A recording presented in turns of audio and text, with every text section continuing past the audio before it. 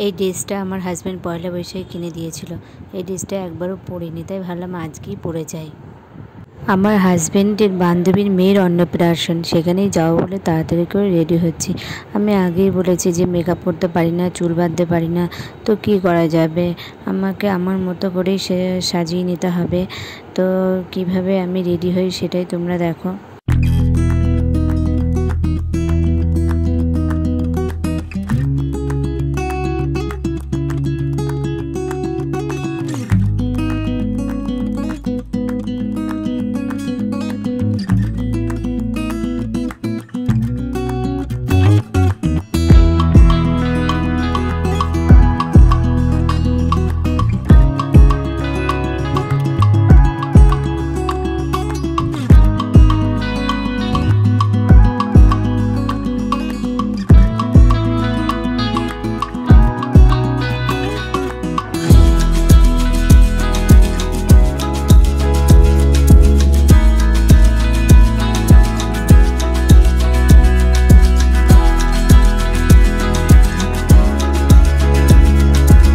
এই সানস্ক্রিমের মধ্যে extra foundation আছে, তাই ভাবলাম এটাই মেখে নিই, তাহলে গ্লো একটা ভাব দেবে মুখে।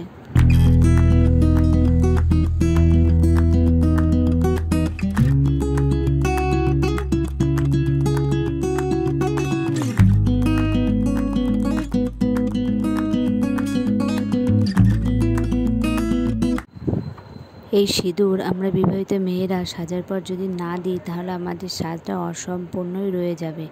আজকে কোনো ইমিটেশন জিনিস পরবো না, আজকে সব সোনার জিনিসই পরে যাব। তাই আমি এই আংটি দুটো পরে নিচ্ছি, ওই শাখাটাও পরে নিচ্ছি।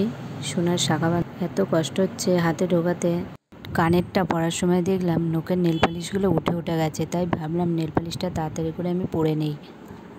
আমি ভাবছি ওখানে এত গর্জেস সাজের মধ্যে আমার এই ফ্যাকাশে সাজ কেমন লাগবে আমি জানি না, তো কি আর করা যাবে। ও বড় ইউটিউবার শর্মিষ্ঠাদির মেয়ের অন্নপ্রাশন, বুঝতেই পারছো, তাই নিজেকে 4-5টা দেখে নিচ্ছি। আমার হাজব্যান্ড বলে তুমি যেরকম সাজবে সেই রকমই তোমাকে সুন্দর লাগবে, তুমি নর্মালি সুন্দর লাগবে। আমি এসে পুচকুকে কোলে নিয়ে নিয়েছি।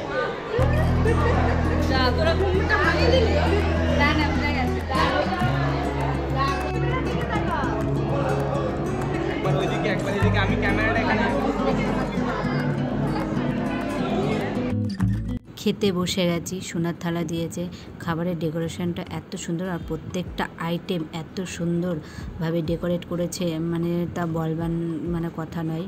আর প্রত্যেকটা খাবারই সুস্বাদু, আর প্রত্যেকটা আইটেম এত ভালো ছিল।